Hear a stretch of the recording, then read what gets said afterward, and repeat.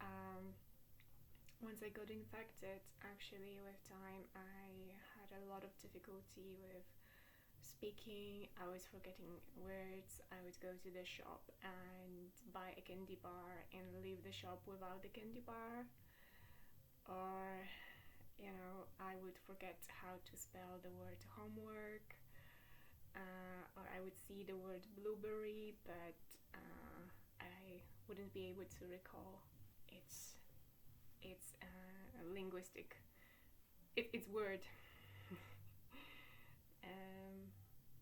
Yeah, so preparing for classes took me much longer, and basically participating in a conversation and having a feeling that I have the references, like the books I have read, or if I have seen a TED talk or a webinar, then I could I used to link that into a conversation.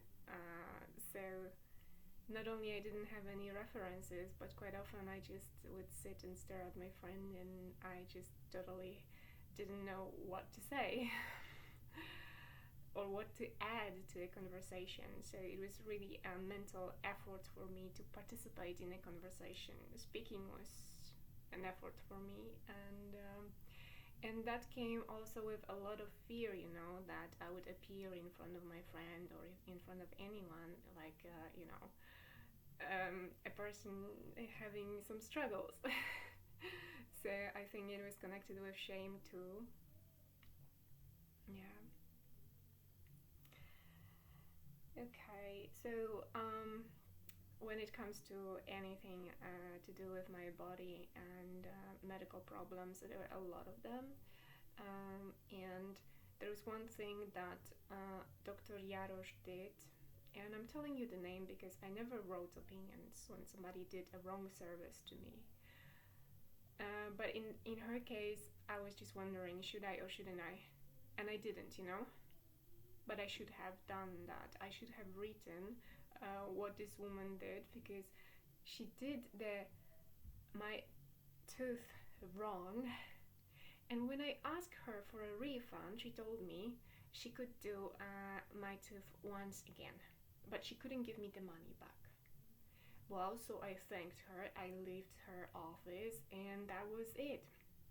But I learned from my sister that the very same doctor, once she did her tooth, well, that tooth split it into two halves. And the same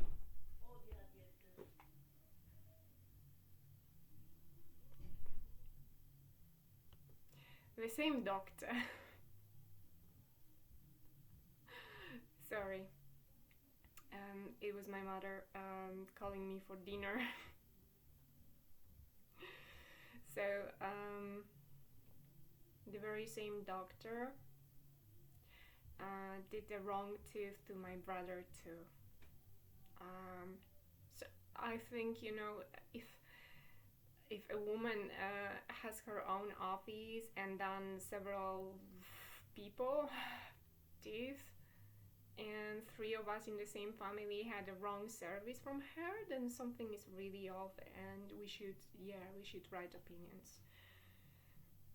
Okay, my best friend also had the same situation that my sister, that a doctor made her tooth, and that tooth split it into two halves. And I had to skip visiting Dr. Jarosz, so I went to Matt Dent, and there I had a doctor whose surname I don't remember, but this lady looked very gypsy. Why? Because her skin complexion was very, very dark, and she had very, very dark eyes and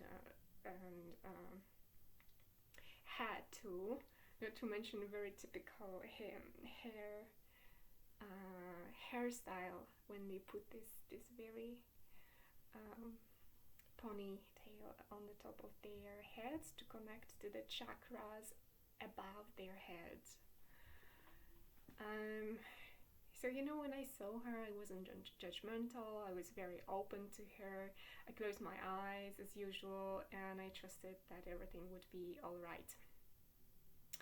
And then I had to change a doctor, but within the same place. And Dr. Różanowski and Dr. Mikuś, both of them told me that the tooth made by their colleague was done in a wrong way, but they are not going to start with this tooth. So Dr. Mikuś made at least 3 of my teeth, and he didn't bother to start looking probably at the most requiring, the urgent one, because once it's all sealed, I don't know. I'm not a dentist. Okay, I assume that the teeth that was done in the wrong way was the most urgent one. Okay, how many?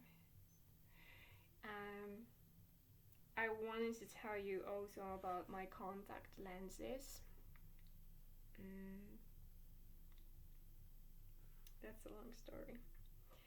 So, still, when I was doing this foreign practice in Greece, I just met a random woman in a street who told me, oh, I have like -11 dioptries. So that means a very low, not percentage of seeing, but she had a very big disease, right? Okay, and she said that, and a few days later, perhaps, I have lost one of my contact lenses. And I was walking like that, with one lens only. Just in one optician actually helped me with giving me something like a trial sample contact lens, but that didn't fix my entire disease. It didn't fit my entire eye needs, but it helped a bit. And then I got back to Poland, and as I wear rigid contact lenses, they are designed to my eyes. And I was told by my optician that nothing changed when it comes to my eye disease after losing one contact. And obviously I was very happy, but I also think, and I had this thought that probably he didn't inform me how my disease was proceeding with time when it was changing. But here's Dr. Nikodem. I will start with Dr. Nikodem, who is used to be my eye doctor. No, you know what? I will start with Mrs. Pins. I will start with my PE teacher, who told me, that the best eye doctor in my region was Mr. Chwaliszewski. And I believe she was right. But then she approached me and she told me, no, you know what, there are 2. And Chwaliszewski and Nikodem. So, in the city center, I had my eye optician, Chwaliszewski. I liked him. Everything was fine.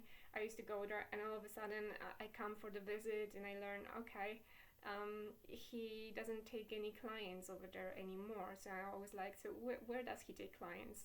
And I was told they didn't know. And I honestly and truly believe this is impossible. And therefore, I had to go to Dr. Nikodem. But as my PE teacher told me she was fine too, I believed her. But Dr. Nikodem used some flashlight on my eyes, and based on that, she told me I had retinal degeneration. So I go like, shouldn't you do like any other medical examination, like opening the pupils and studying it inside? I had one medical examination that was more profound than the flashlight. So I asked, and then she goes like, rah, rah, rah. I can see. You know what? I was scared without her raising the voice at me. I was scared of something like that. That day I came to ask her if she could write me an opinion that I am able to start the driving license course. and she told me I couldn't. And although I was scared of such a diagnosis, I left the office, and I was, maybe not right away, but all my life I worked on telling myself that I will improve my eyesight and I see better and better. I put some effort in that, and I always had this belief that it's gotta be done, and there will be time when I will be consistently, taking off my lenses and going for a walk and switching the distance from close to far and so on and so on. And maybe it was because of the book we had at home, like Forget About Glasses. There was a lot of exercises with distance looking and a lot of work with diet in that book. So I kind of tried to not to worry and stay optimistic, and when I got back next time to ask the same question, can I get an opinion to start driving license? I was told that yes, and I got the opinion. It worked. Like as if my mindset, I'm lacking words, so my mindset and my personal beliefs like impacted my physical body expression, so to say. Because it does. But the truth is, like, covert hypnosis also does affect it too, right?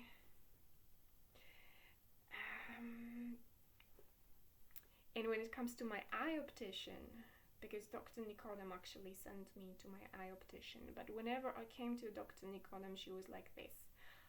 Oh, I don't know how many diopters, how many minuses you have. Like, is it 7, 8, 9? And well, she was the eye optician, and she would go like this. So call your eye. She was an eye doctor. Call your eye optician to find out how many minuses do I have to write. And as usual, I would go there with no phone, and then I'm like, okay, so I will go home and I will make a phone call for you, doctor. And the reason why I didn't know how stupid I acted myself in it too, because my eye doctor should actually perform that examination on me to know what she's writing, even for that reason. And she would send me home to make a phone call and then get back once again. Yeah, so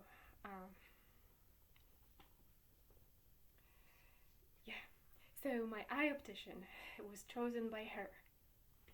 And my eye optician was also like, I asked him once about his opinion, his take on eyesight. What can you do? How can you improve it? And he was like, no, you can change it.